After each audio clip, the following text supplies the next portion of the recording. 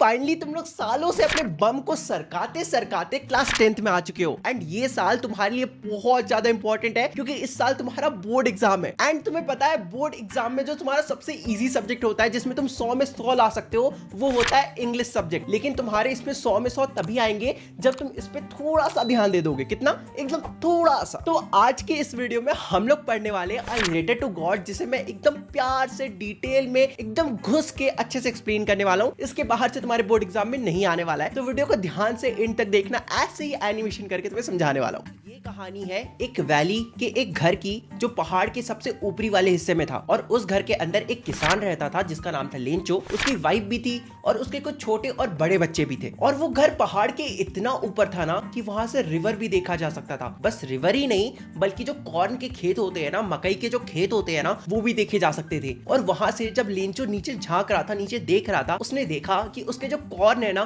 Corn के ऊपर बहुत सारे व्हाइट कलर के फ्लावर्स आए हुए हैं। और ये जो व्हाइट कलर के फ्लावर्स है ना, ये प्रॉमिस करते हैं कि हार्वेस्ट अच्छी होगी। मतलब कॉर्न के ऊपर अगर व्हाइट कलर का फ्लावर आया हुआ है, इसका मतलब उनका जो फसल है, उनका जो कॉर्न है ना, वो काफी अच्छा होने वाला है। हेलो हेलो, मेरा नाम है लेंचो, मेरा कॉर्न का फील्ड है, मेरे कॉर्न के ऊपर व्हाइट कलर का फ्लावर आया हुआ है, सब कुछ बढ़िया, सब कुछ चंगा चल रहा है। बस कमी है तो बारिश की, बारिश ही नहीं आ रहा है, इसलिए मैं बार बार नॉर्थ ईस्ट डायरेक्शन में देख रहा होता। मैं ये उम्मीद कर रहा होता कि वहां से बारिश आएगी। मेरी वाइफ अंदर खाना बना रही होती। जानी मन, क्या लगता है तुमको आज बारिश होगी कि नहीं होगी? हाँ, अगर भगवान ने चाहा तो बारिश जरूर होगी। वैसे मैं सप्पर बना रही हूँ। सप्पर का मतलब होता है रात का खाना। मेरे जो बड़े बच्चे हैं ना, वो खेत में काम कर रहे हैं। मेरे जो छोटे बच्चे वो घर के बाहर खेल रहे हैं। और वो मैं जो हूँ ना, मैं उनके लिए डिनर बना रही हूँ।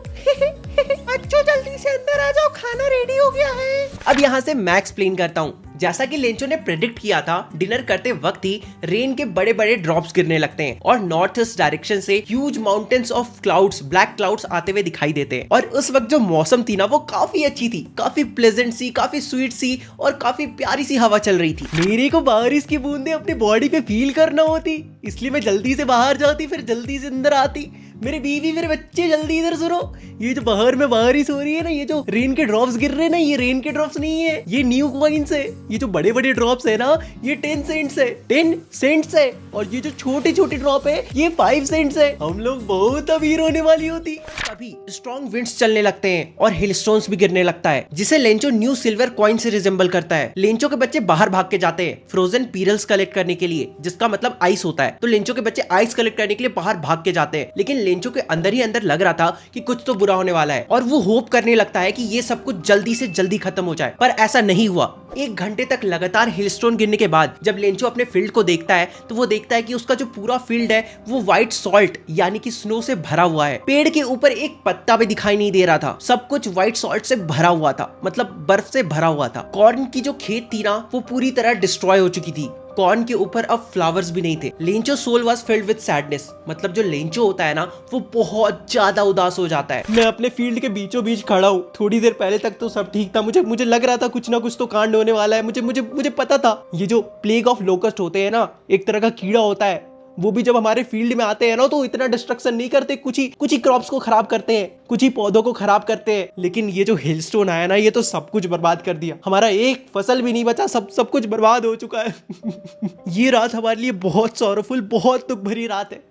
हमें इस साल भूखे रहना पड़ेगा, हमारी कोई मदद करने वाला भी नहीं है, हमारी सारी मेहनत बर्बाद हो चुकी है। लेकिन मुझे पता है ऊपर वाला जो गॉड है ना, वो किसी को भी भूखे मरने नहीं देता है। No one dies of hunger. ऊपर वाला सब देख रहा है, वो हमारी मदद जरूर करेगा। वो हमारी लास्ट होप है, वो हमारी मदद जरूर करेगा। देखो, Lencho ox of a man था, मतलब कि वो अपने फील्ड में बहुत ज्यादा मेहनत करता था, बिल्कुल किसी एक जानवर की तरह। इसलिए वो सोचता है कि भगवान उसकी मदद क्यों नहीं करेंगे, क्योंकि भगवान के नजरों से तो कुछ नहीं छिपा है, राइट? गॉड के नजरों से तो कुछ भी नहीं छिपा है, वो सब कुछ देखते हैं। तो जब लेंचो इतना अच्छा इंसान है, इतना हार्ड वर्किंग इंसान है, तो भगवान उसकी मदद भी जरूर करेंगे। ये लास्ट होप लेंचो के अंदर था। तो लेंचो सोचता है कि अगले ही दिन, जो कि संडे था, उस दिन वो सोचता है कि क्यों ना भगवान को एक लेटर लिखा जाए, अ लेटर टू गॉड। तो उस लेटर में लेंचो लिखता है कि God, if you don't help me, I and my family will go hungry this year, मतलब हम लोग इस साल भूखे रह जाएंगे अगर आप हमारी मदद नहीं करोगे तो। और उसके बाद वो लिखता है कि मुझे 100 पेसोस चाहिए ताकि मैं वापस अपने फील्ड को सो कर सकूं, वापस से अपने फील्ड में क्रॉप ग्रो कर सकूं। मतलब कि बेसिकली लेंचो भगवान से 100 पेसोस की डिमांड करता है। उसके बाद लेंचो खुद टाउन जाता है, लेटर को इन्वेलप में डालता है, उसके बाद उसमें स्टैंप लगाता है और पोस्ट ऑफिस में जमा कर देता है, मतलब मेल बॉक्स के अंदर डाल देता है। फिर क्या होना था,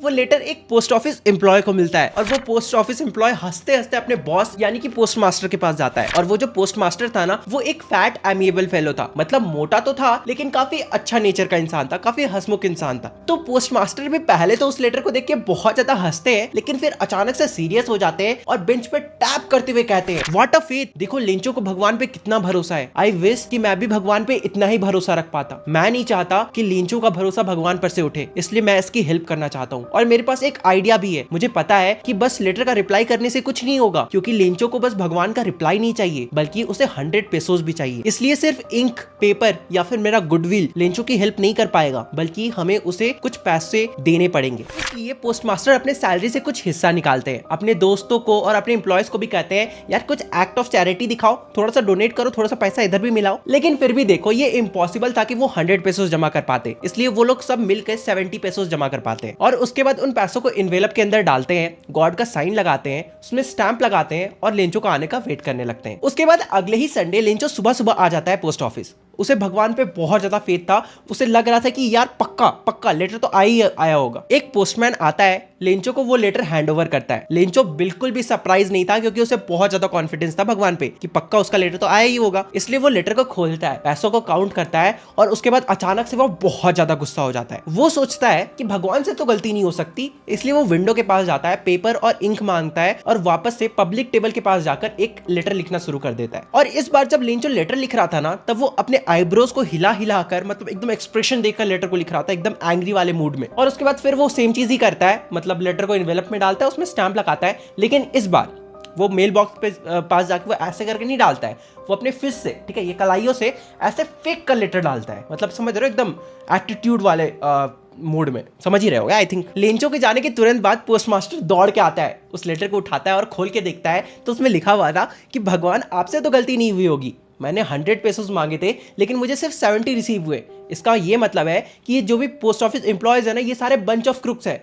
मुझे बाकी 30 पेसोस की बहुत ज़्यादा नीड है, तो आप प्लीज़ मुझे बाकी 30 पेसोस भी भिजवा दे, लेकिन इस बार पोस्ट ऑफिस के थ्रू मत भिजवाइएगा, क्योंकि ये सभी के सभी चोर है। बंच ऑफ क्रुक्स का मतलब होता है चोर है। एंड ऐसे तुम्हारा ये chapter a letter to God खत्म होता है। कैसा लगा तुम्हें ये चैप्टर? यार लेंचो भी ना यार, मतलब ठीक है गॉड पे फेथ रखना अच्छी बात है, लेकिन थोड़ा सा कॉमन सेंस भी होना चाहिए। यार कोई बात नहीं। खैर अगर तुम्हें ये वीडियो पसंद आए तो वीडियो को लाइक करो, चैनल को सब्सक्राइब करो और तुम लोग से मिलते हैं अगले वीडियो में। तब तक के लिए bye bye, welcome back to education. भैया एंड में बोलना था या स्टार्टिंग में, मुझे नहीं पता। ठीक है, बाय बाय।